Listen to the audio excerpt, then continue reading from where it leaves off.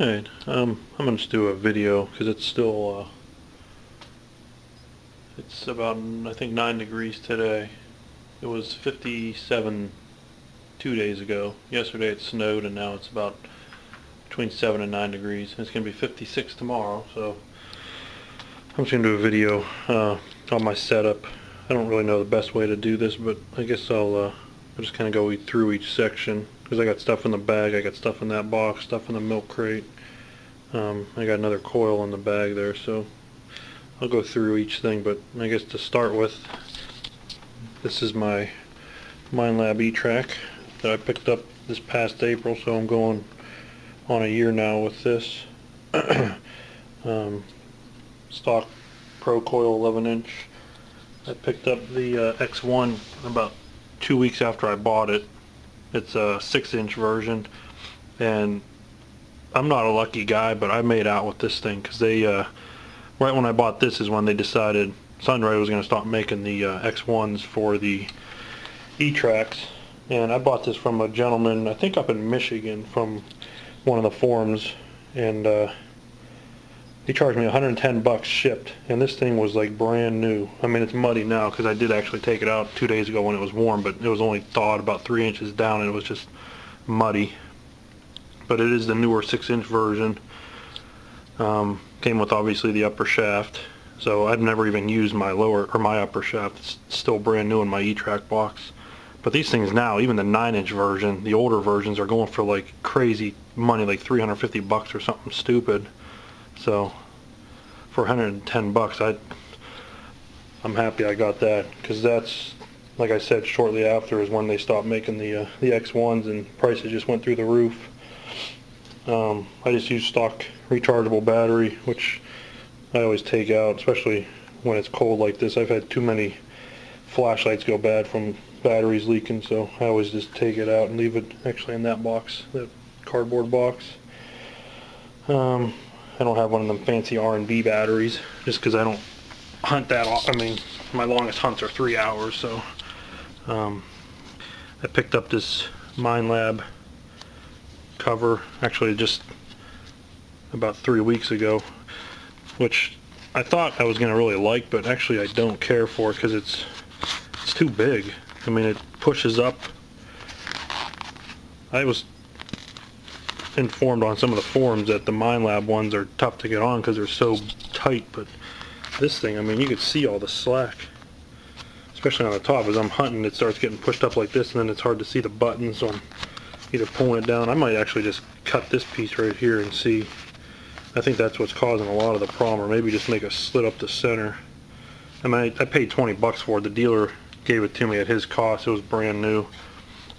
I forget. Oh, I bought a Pro pointer off of him. It was a new one that he had shipped out to a gentleman who decided he didn't want it, so he sent it back. So I got the Pro pointer for 90 bucks with the warranty still. So I was happy about that too. Now I just got to be able to get out and use everything. So that's it for the e-track. Don't mind my carpet. We had an accident here a couple weeks ago, and we're waiting for new carpet to be installed. That's why I'm doing it in this corner. My wife would kill me if I had that shovel in here on new carpet. So let me get my coils together here now. I guess I'll go through the bag first. I bought this bag. It's like a military bag. I got it from ArmyNavyDeals.com. I think I paid like 30 bucks, and maybe, I forget, I think it was still free shipping back then when I bought it. My goal was to use it if I ever went woods hunting, which I have not done yet. I do have some woods around here, but I don't really know of any history.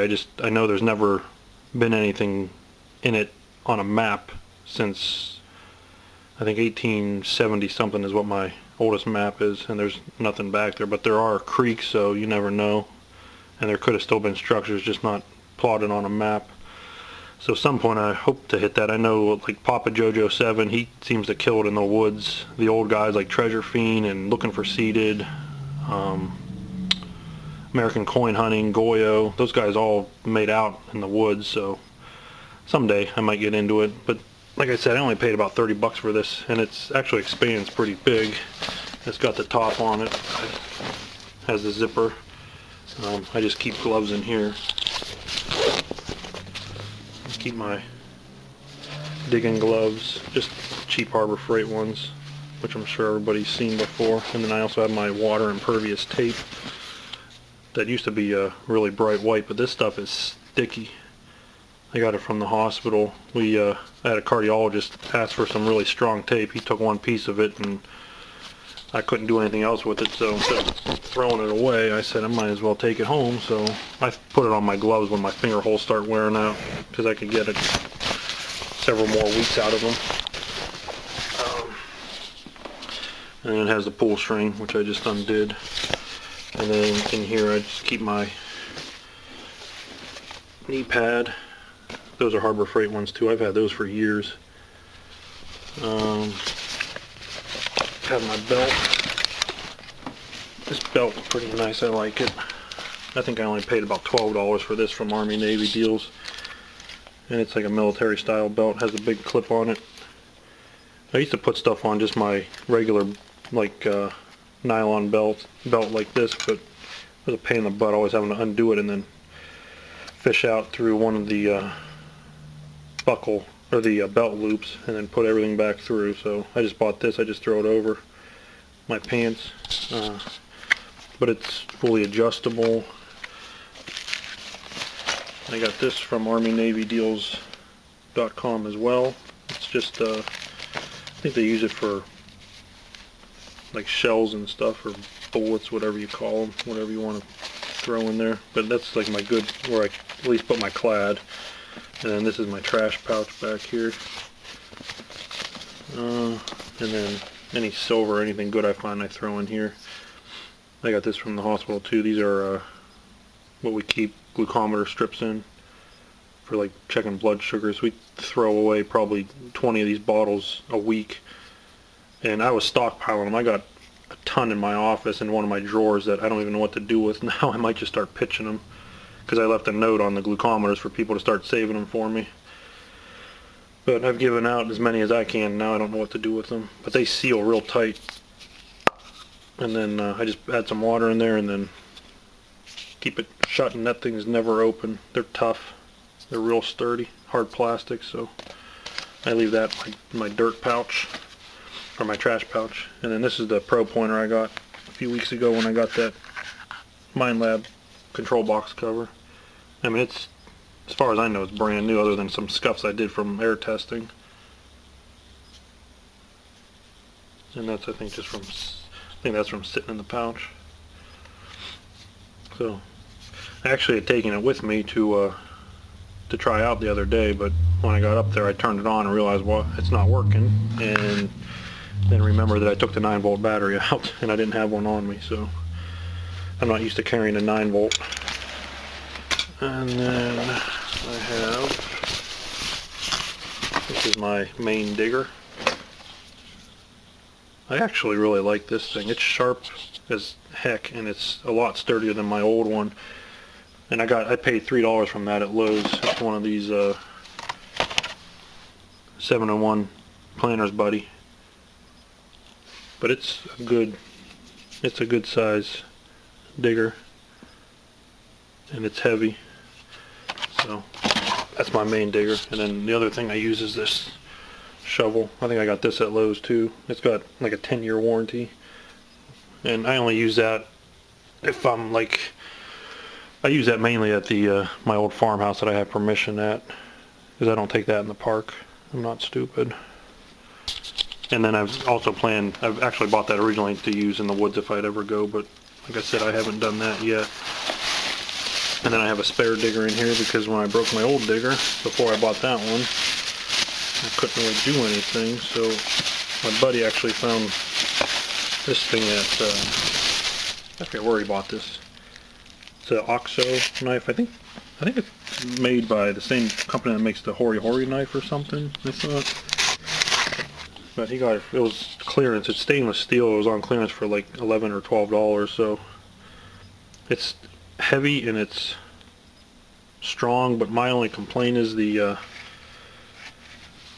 metal must stop like right here, because when I'm really starting to pry, I feel like the handle's bending. And plus the sheath here is pretty useless.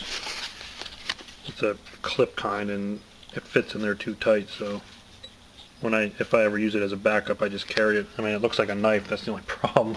And I've used that in the park before, so I don't know, I guess it keeps some of the trouble away. And this is my binder. This is like my research binder. I don't want to get too close, but I keep all my receipts in there from my tools. I have what I call hobby cards in there. I'll hand those out if somebody comes up to me in the park. I always keep a couple in this little baggie here. I got my permits in here, and then a couple printouts from my 1870 map or whatever it was with some spots marked. These are all private properties. More maps. These are from my county auditor website. It shows the owner, the year it was built. So that's all my research stuff.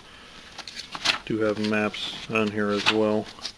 This has actually come in handy a couple of times. There's another vacant house. It was built in I think it was 1890, and I was driving by that, and it's been empty for a while because it's for sale. But the guy was there moving stuff out, so luckily I had that in there with me, and I just pulled in, was chatting with him, and he gave me permission to hunt it, and I ended up finding like a silver dime, a couple of Wheaties, and my first Walking Liberty half, so I was happy about that. And then this bag also has these side pockets. Hold on one second, let me unzip them.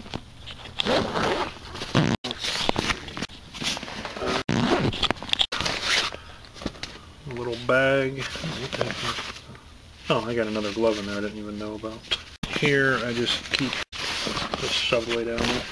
This is actually another thing I got from the hospital that we give out sometimes to like diabetics that are poorly controlled, or if they ask for them, we give them to them. They come, has a glucometer strip or a glucometer reader in there and some other stuff, but he didn't want the carrying bag, so I said, he was just going to throw it out. I said, I'll take it. Batteries in here. I keep that. Holds 8 batteries perfectly. Real tight. Has a real sturdy Velcro strap. I have a notepad here that I just keep in here. I jot down addresses if I'm driving by, and then I look them up on my county auditor's website later. This is just antibacterial, like a hand sanitizer, and then I keep more cards in here. So it's mainly for my notepad and my batteries, just so I have them all in one place. Hold on. So I leave that in my side pocket.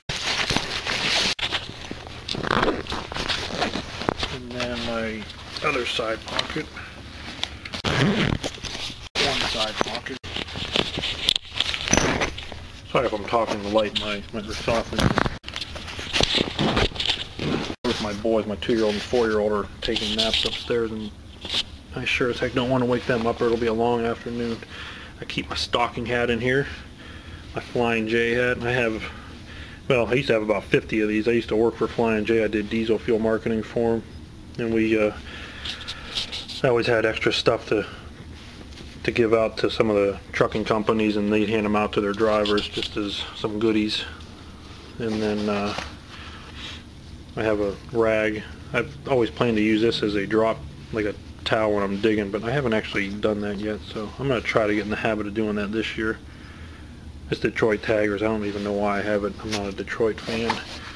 And this is my tripod I use for my camera. It's adjustable, and it's nice because it pops right on. I have a clip on the bottom of this camera that slides right in here, and then I just pop that and it stays in.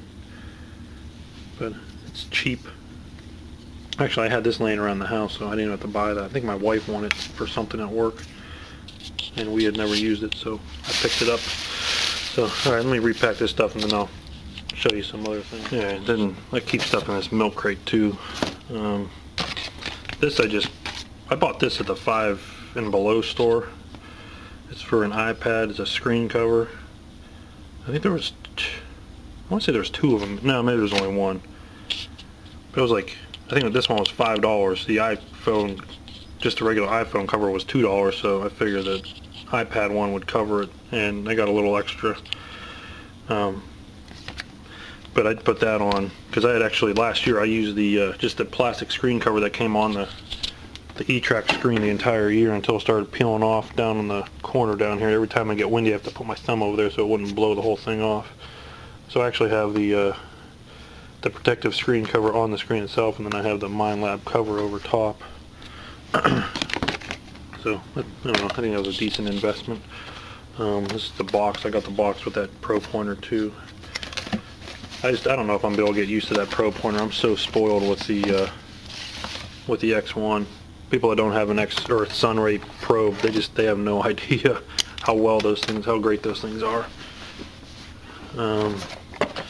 8x6 coil, which I really like. I use this mainly for like two-tone ferrous. I haven't used it a lot. It is muddy though, but I haven't used it that often. And then I got my stock coil, and then I bought I have a big 15-inch WOT coil. I don't know if they call it, was a wild orange thing or wonderful orange thing. And then just about a week ago I picked up a slightly used Sunray X5 coil, just because I have some fairgrounds around here.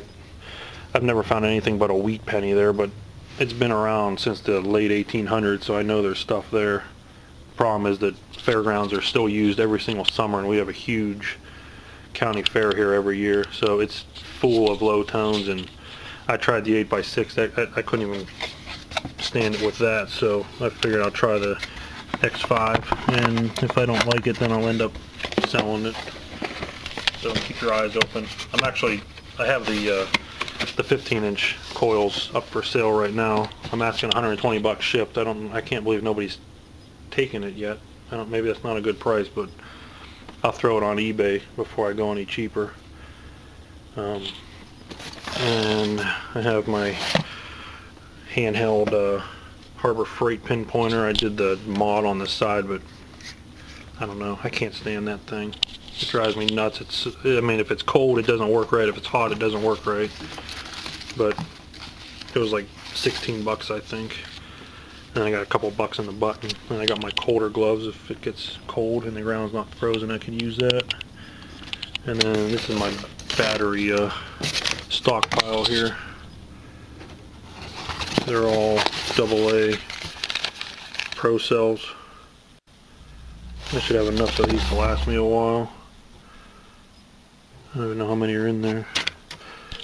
I think that's it.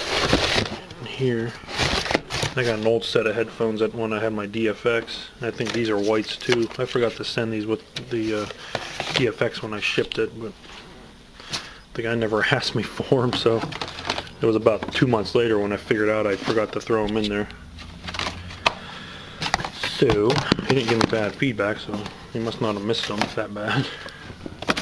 So let me get into the, oh, this is just my other box I throw things in. These are my headphones that I use.